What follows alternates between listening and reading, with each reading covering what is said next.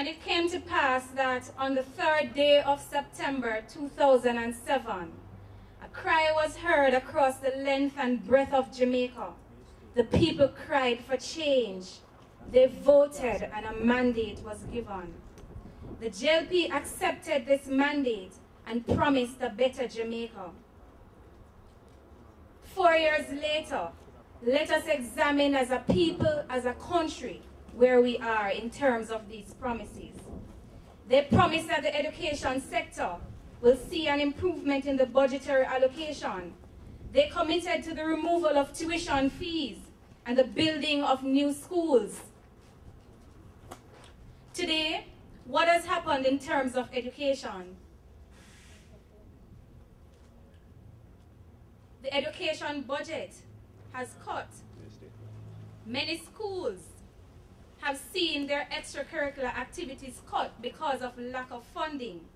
They committed to the expansion of schools and the building of new schools. But today, schools are bursting at their seams because of overcrowding.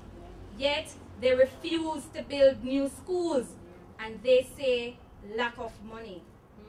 The JLP committed to a system of good governance and transparency. Today, they have eroded the trust in the governance of this country. The Jamaican people do not trust governance anymore. The trade unions find it difficult to trust anything that is said by this government. 54% of Jamaicans now say this government and their leader is not credible. They promised improvements in the health sector and even promised free health care. Today, our health system is at its worst.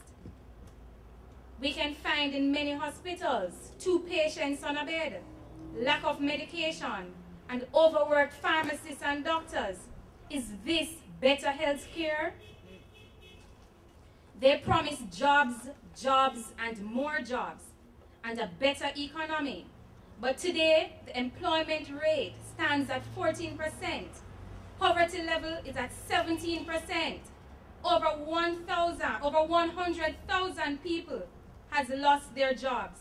People are suffering.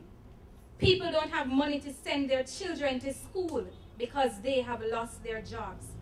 Today, let us stop for a minute as Jamaicans. Let us think about our future, and let us now decide if Jamaica really needs a change now.